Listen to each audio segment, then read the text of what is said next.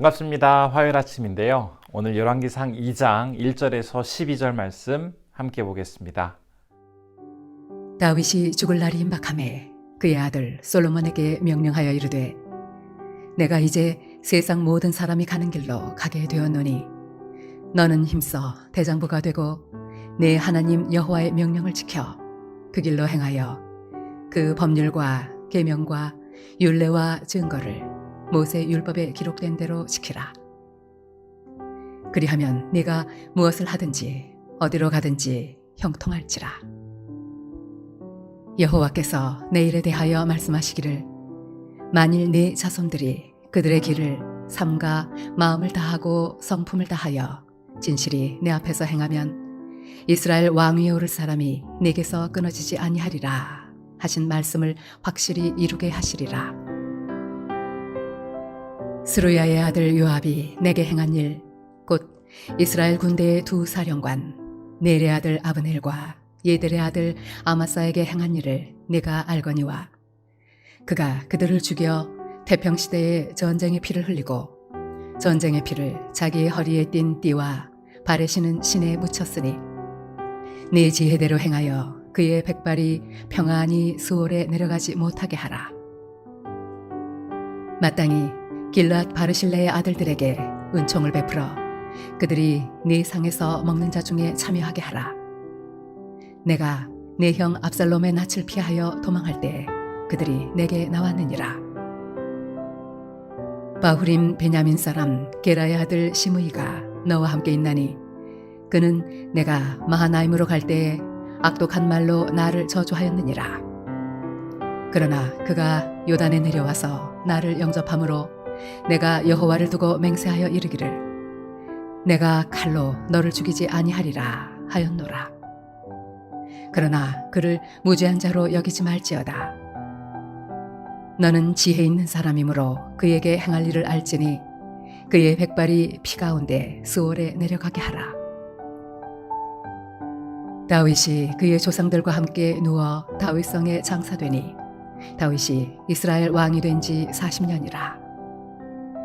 헤브론에서 7년 동안 다스렸고 예루살렘에서 33년 동안 다스렸더라. 솔로몬이 그의 아버지 다윗의 왕위에 앉으니 그의 나라가 심히 견고하니라. 이새의 막내 아들로 태어나 목동으로 지내다가 어느 날 자신의 집에 찾아온 사무엘 선지자에 의해서 기름 부음 받은 다윗. 하지만 장인이자 선대 왕이었던 사울에 의해서 수차례 죽을 고비를 넘겼죠. 그러다 마침내 이스라엘의 왕의 자리에 오르게 되었는데요. 이러한 불세출의 영웅 다윗도 인간이기에 모든 사람이 겪는 생로병사의 과정을 피할 수가 없었습니다. 1절 말씀은 다윗이 죽을 날이 임박하매 라는 말로 시작을 하고 있습니다. 이미 앞장인 1장 1절에서 다윗이 나이 많아 늙으니라고 밝혀서 그가 점점 죽음을 향해 가고 있음을 우리는 알고 있는데요. 2장 1절에서 이제 죽을 날이 임박하다라는 표현을 통해서 정말 죽음을 코앞에 두고 있구나라는 사실을 우리는 알 수가 있습니다. 그가 왕의 자리에 있을 때 통일된 이스라엘의 왕으로서 수차례 전쟁에서 이기기도 하고 그러면서 나라는 점점 부강해져 갔습니다. 하지만 충성스러운 신하였던 우리아의 아내 바세바를 취한 그 죄, 그리고 아들 압살롬의 반역으로 인해서 도망자의 신세가 되었던 그런 안타까운 사건을 겪으면서 인생의 정말 쓴맛을 맛보기도 했죠. 이런저런 파란만장한 인생을 살았기에 다윗이 이제 세상을 떠나면서 죽음의 문 앞에서 마지막 순간 사랑하는 아들 솔로몬에게 해주고 싶었던 말이 얼마나 많이 있었을까요?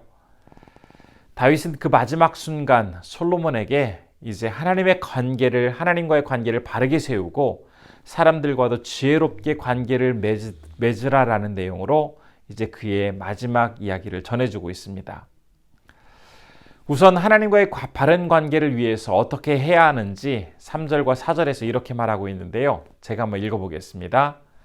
내 하나님 여호와의 명령을 지켜 그 길로 행하여 그 법률과 계명과 율례와 증거를 모세 율법에 기록된 대로 지키라.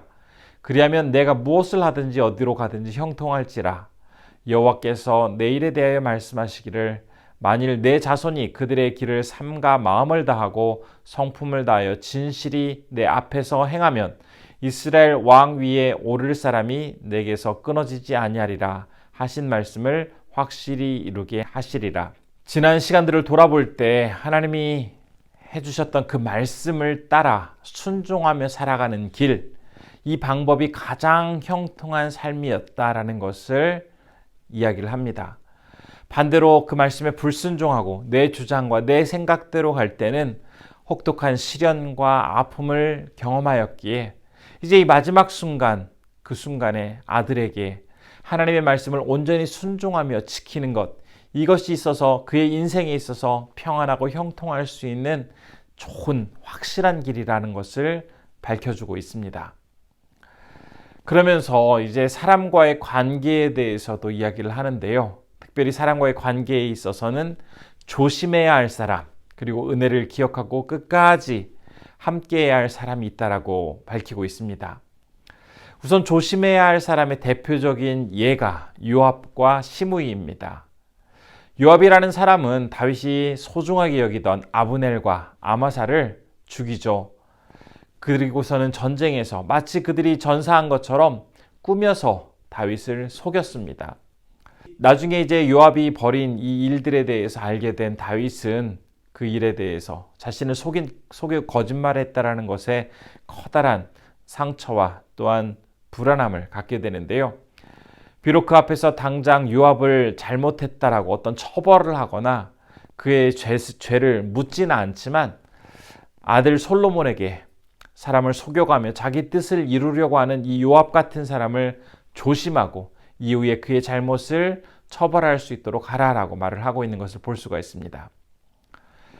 그리고 다윗이 경계하라고 했던 또 다른 한 사람은 바로 시므이인데요. 그는 다윗이 압살롬의 반역에 의해서 도망할 때 시므이는 이 다윗을 저주하던 사람입니다.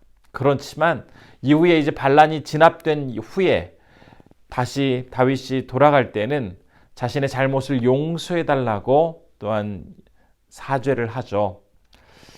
그러나 이 시므이라는 사람의 행동은 어떤 순간적인 실수에 의해 저질러진 행동이 아니라 그의 본성 자체가 악하였고, 이런 배신을 일삼는 사람은 얼마든지 다시 배신할 수 있기 때문에 비록 그의 행동에 대해서 역시 당장 처벌은 하지 않았지만 그의 잘못에 대해서 꼭 잊지 말라고 권면하고 있습니다.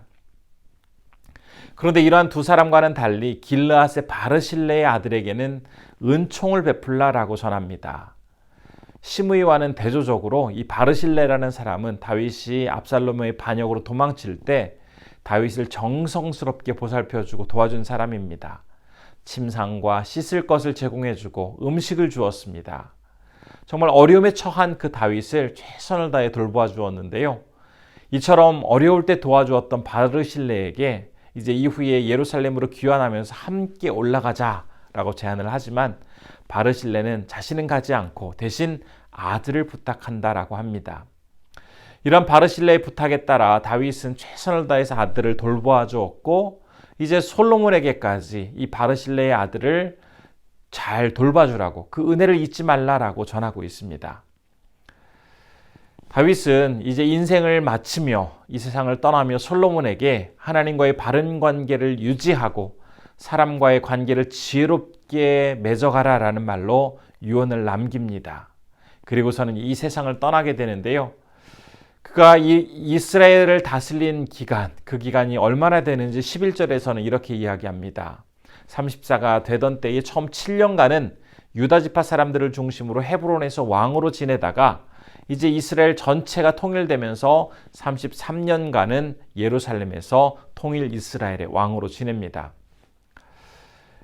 이 아침 우리에게 주신 말씀을 통해서 특별히 다윗이 세상을 떠나며 사랑하는 아들 솔로몬에게 남긴 유언의 말씀, 그 말씀은 하나님과의 바른 관계를 맺고 사람들과의 관계도 지혜롭게 맺어가라라는 내용으로 요약해 볼 수 있었습니다. 사람이 살면서 하나님과의 관계, 다른 사람과의 관계를 잘 맺는 것, 이것은 비단 솔로몬에게 뿐만 아니라 우리에게도 너무나 중요한 사실이죠. 어떤 경우에는 하나님과의 관계는 철저히 지키려고 하지만 사람과의 관계가 건강하지 못하거나 사람과의 관계가 형성되지 않는 그러한 사람도 있고요. 반대로 사람들과의 관계는 참 지혜롭게 잘 맺지만 하나님과는 제대로 된 관계를 맺지 못하는 그런 경우도 참 많이 보게 됩니다. 하지만 주님의 자녀된 우리는 다윗의 겉면처럼 주님의 말씀에 온전히 순종하고 진심으로 그분을 의지하며 살아감으로써 일평생 동안 하나님과의 바른 관계 속에서 이 관계가 아름답게 유지되어야 하겠습니다. 동시에 사람들과의 관계도 지혜롭게 맺어가야 할 텐데요. 특별히 다윗이 언급했던 요압, 시므이, 그리고 바르실레와 같은 사람들은 우리 주변에서도 쉽게 만날 수 있는 어떻게 보면은 대표적인 샘플과 같은 사람들입니다. 살면서 만나게 되는 사람들 중에서는 분명히 자기 이익을 위해서라면 얼마든지 상대방을 속이고 거짓말을 하는 유압과 같은 사람이 있을 것이고요. 강한 사람에게는 약하고 또 약한 사람에게는 강해지려고 하는 시므이와 같은 사람도 있습니다. 이런 사람들에 대해서도 우리가 분명히 주의해야 할 것입니다. 또 살다 보면 바르실레처럼 내가 힘들고 어려울 때 정성스럽게 도와주고 힘이 되어주는 고마운 사람도 물론 존재하게 됩니다. 그런데 이 사람과의 관계 속에서 다윗은 경계해야 할 사람이라고 해서 그 앞에서 분노를 나타내거나 그 사람을 당장 처벌하지 않았습니다. 하지만 그 악한 사람들의 행동에 대해서만큼은 분명히 기억하면서 지혜롭게 그 사람들을 상대하였는데요. 반면에 또한 은혜를 입고 도움을 받은 사람에 대해서는 끝까지 그 은혜에 대한 감사의 마음을 잊지 않고 보답하는 그런 성실한 모습도 보였습니다. 우리도 사람과의 관계를 이렇게 지혜롭게 맺어가야 하겠습니다. 아울러서 또한 한 가지 더 생각해 보아야 할 것이 있는데요. 과연 나는 다른 사람에게 어떠한 사람으로 보이는지, 혹은 나에게 요압과 같은 모습이 있진 않은지, 시므이와 같이 내 이익을 위해서 상대방을 이용하려고는 하지 않는지, 아니면 바르실레처럼 어렵고 힘든 사람들을 묵묵히 찾아가서 그들에게 힘이 되어주고 진정 도움과 친구가 되어주는 그러한 모습이 나의 모습 속에 나타나고 있는지를 이 말씀을 통해서 한번 돌아보아야 하겠습니다. 오늘 하루 살아가게 되실 때 하나님과의 관계를 바르게 세우시고 사람과의 관계도 건강히 유지하시면서 아름다운 신앙생활을 해나가시는 우리 성도님들 되시기를 진심으로 바라봅니다.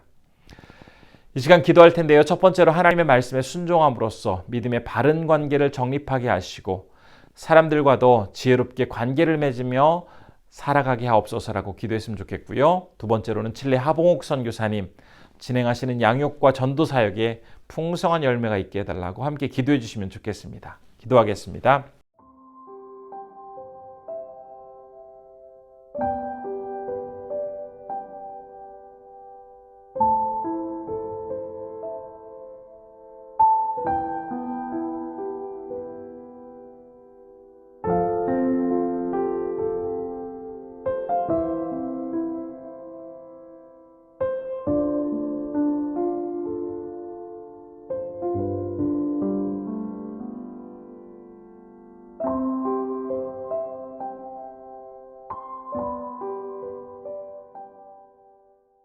고마우신 아버지 하나님, 파란만장한 인생을 살았던 다윗, 그도 인간이기에 이제 최후의 순간, 죽음의 문턱 앞에서 마지막 순간을 맞이하게 됩니다.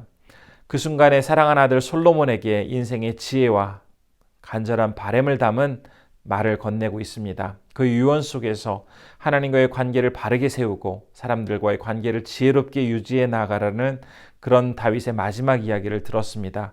우리도 살아가면서 말씀에 순종하며 하나님과 온전히 관계를 맺게 하시고 사람들과의 관계 속에서 또한 지혜롭게 주님의 자녀로서 잘 이루어갈 수 있도록 하나님 도와주옵소서.